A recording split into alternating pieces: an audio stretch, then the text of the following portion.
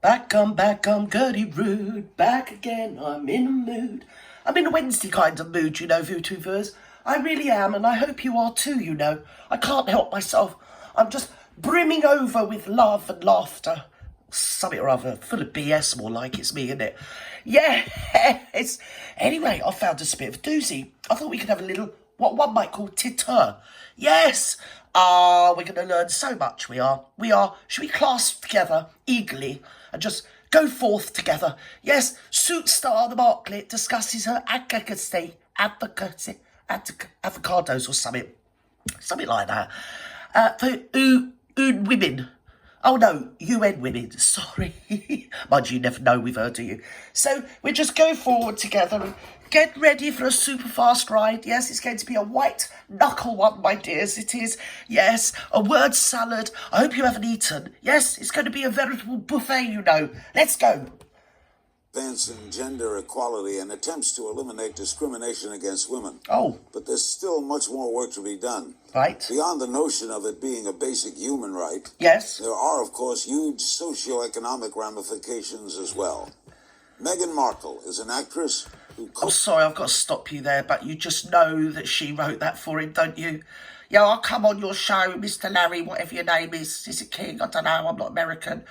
I'll come on your show, but I've got to write my own intro. I have. You can see the narcissism is flying high. Oh, the supply is endless. She's like a veritable Belisha beacon of narcissism right now, VTubers. She really is, Come on, dearie. Co-stars on the USA Network's legal drama Suits. She's also a UN Women political advocate for participation and leadership. Yeah, she wrote that. Only she could come out with that bleed word salad, load of old tongue-twisting nonsense.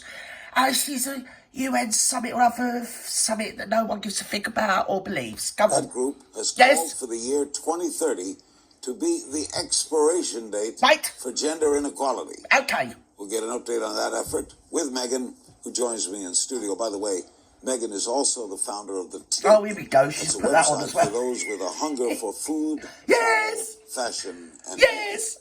It covers about everything but... When you say fashion, my dear, do you think you might be slightly sort of pushing the envelope somewhat on that, dear? Yes, fashion and food. What you mean, one lettuce leaf a week, my dear? Is it? Yeah, and just barrel loads of vats of wine. Oh, I don't know. Who cares? Go on. But fooling around. Yeah. What is that? That's so funny. Well, it's so funny. The namesake actually comes from a wine that I had that was aha moment, Tignanello, which people... Yes, it was called Prosecco. But I'm just going to make out it's called something else, because Tignanello, it's a sort of... Well, I didn't know. Do you know what? I thought it was an Italian cartoon character. I did. And then I got myself pissed up on Lambrini. Oh, it was a match made in heaven after that. Yes, it was. I thought, I'm going to get myself a lifestyle blog and call it The Pig. I am. Come on. Pronounced Tignanello here in the Tignanello. It became my nickname for moments of... tastes like urinello. It's not just red or white as with the wine, but right. It has some depth to it. So, yeah, the site has been a really... Are you being colourist with wines, my dear? You can't be going around saying that. My days, how racist of you. Nice poor wine. For me to share all of those passions. It's a website. Oh, you do like a wine, no, don't you, darling? Just thetig.com. Never stop bloody whining. Go on, gal. Actually, where UN Women reached out to me because I'd written a think piece about... Right. The same sort of things we're talking about, right? Are you on the edge of your seats, VTubers? Are you? Get ready for this, because this is going to be splendiferous and wondrous. It's going to educate you in ways that you never thought lightly, ever, that you could even conceivably find yourself illuminated. Never. So, come on, get ready for this. Soundbite. Equality and hoping to find a way to find self-empowerment. And because they had read this piece, they ended up saying, we would really like to work with you. What is UN? UN Women is a branch, obviously, of the United Nations. I don't know. But I think Tell me. As it being a young organization, what they've really been striving to do... When you say young, probably just under 100 years old, but young. Yes, go on, dear. Yes. Everything's young in your eyes, isn't it, my dear? Between the He for She campaign. Yes. And then, of course, the work that I'm doing with them, which is specifically trying to find women in political positions, be it Yes. from a grassroots leadership level or beyond that, Grassroots. to say we need to have a seat at the table. And we Yes. need to be leaders that are really comfortable Right. having our voices heard, because when women are Oh, she's so affected. Listen, the sort of women you're trying to highlight could do with a bowl of rice a week, my dear. Shut up. How we want to sit at the table at the UN, in governments or something or other that no one gives a stuff about. When I say we, I mean me, actually. Yes, go on. Irritating. What does the work entail? What do you... Posturing. Yeah, so last Right. February, actually, I went to Rwanda, which Yes. was incredible, because Rwanda has... Aha! Now, I've got that idea here, Vutu viewers. It's the one person we've managed to send to Rwanda. Oh, dear. It seems like they didn't like her or want her because they sent her back. Yes. the Go on. highest percentage of Yes. female political participants. I don't know what I'm talking about, but I'm going to flap the plums. The other country in the world, just 64% of their government is female. So when you see 64%... Do you know why? Because it's a matriarchal society, my love. Shut up. It's not a revelation, dear. It isn't. Aren't you Rwandan? Oh, no, it's Nigerian, isn't it? Yeah. The senators being women, it just changes the conversation that's at the forefront. So I went there to meet with those leaders and then to also go to... Oh, you went to change the conversation, the leaders are at the forefront. Oh, I don't know what I'm on about, but as long as I'm at the front, that's all that matters, yes. It's all about me, me, me. I did it my way. Oh, God. Gembe refugee camp and to meet with female leaders at a more of a grassroots No, you went to a refugee camp and got yourself packed, because we could all see you doing it, my dear.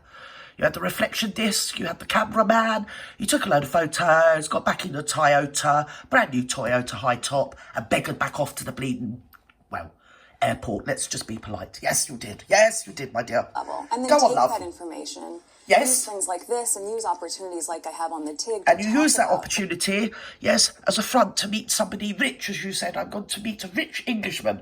Anyway, you ended up with Bazza, but you know what I mean? It's not your fault. I mean, someone had to, you know, and probably not being funny. You are actually well matched. You really are. Yes, you're like Darby and Joan. Or the Derby with them teeth. Value. With all the problems Rwanda has had, how do you explain this bullshit seemingly contradiction? I think it's really, truly, and especially being there on the ground, it was so interesting to see that being on the in ground. the wake of, obviously, such a horrendous experience that they had, which was not much more. The seemingly horrendous experience, my dear. The word was genocide, my dear. Genocide. Yes, that was the word. Yes. Than 20 years ago or so, right? We're talking something that was fairly recent. Yeah.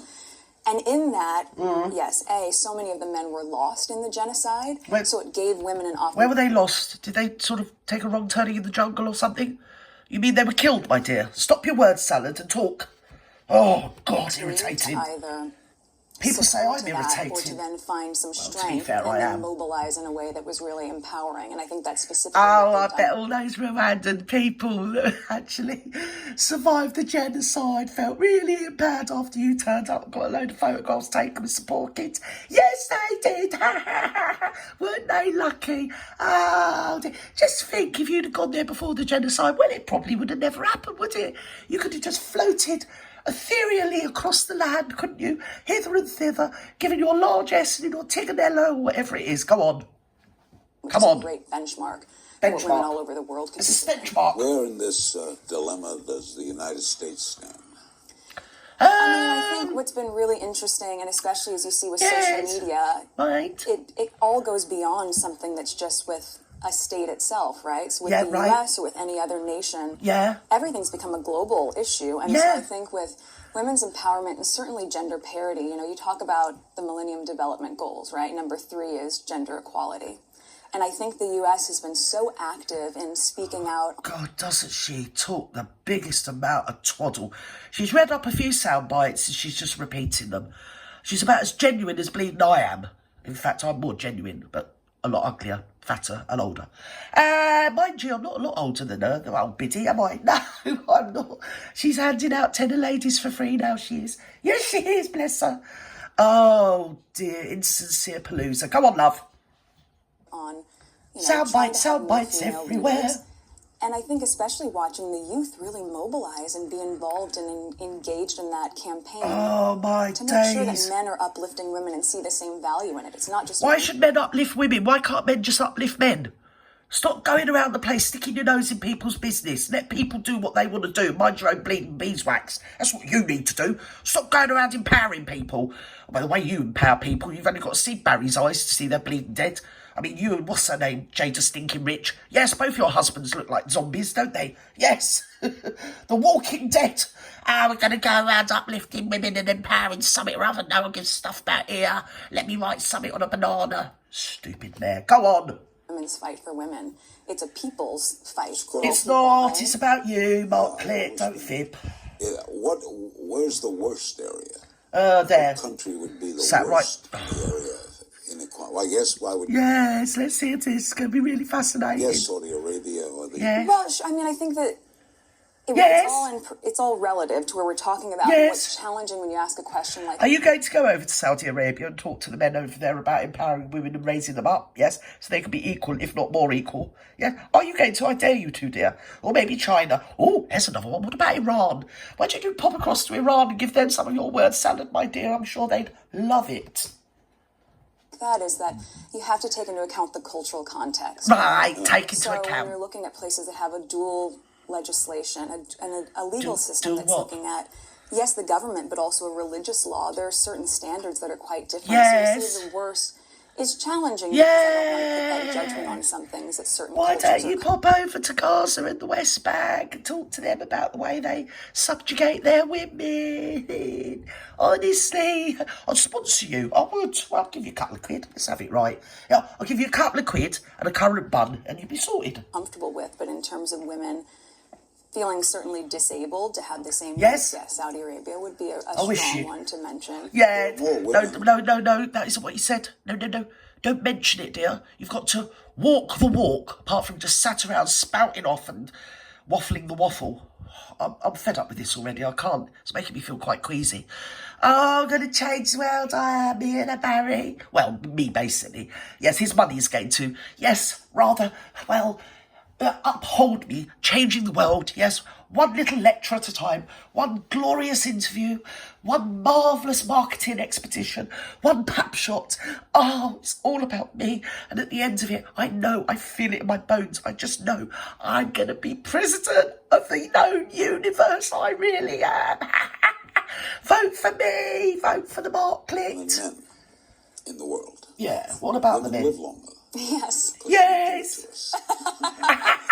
Anyway, I love Shrek. That this would have advanced. I love that movie. You would think that. But things take time. And I think if you look at the traction, especially that's happened in this past year, with this being at the forefront of conversation, it's a really hot topic right now, right? Right. It is, right. It's a really hot topic now, right? I don't know when this was, but I think it was before she went out with Bazza. I think it was the run-up, because she was doing this sort of marketing thing before she actually captured him, if you remember. She's a bit like, you remember Chitty Chitty Bang Bang? The kitty catcher with the net, except she was the prince catcher, wasn't she? Or the rich man, basically, either. It's quite funny that, was it a winner of Britain's Got Talent turned her down, so Barry went out with her. Oh, you gotta laugh at all the effort she put into it when she was after somebody that had merely been on Britain's Got Talent. Or was it Everyway's Chelsea? Something like that, and he turned her down. When she'd been out with all them poor kids, got photographs took of her and gone on the Larry King show and everything. She did. She still didn't get it. She had to go out with Baldy Baz instead. Oh dear, what a climb down. Oh well, never mind. Better luck next time. Yeah, you never know. You might get Jeffrey Bezos next time, my dear. You might do. You never know, do you? Mind you, you'd probably be like Jada Stinking Rich and pop off with some youngster. Yes, bye-bye now.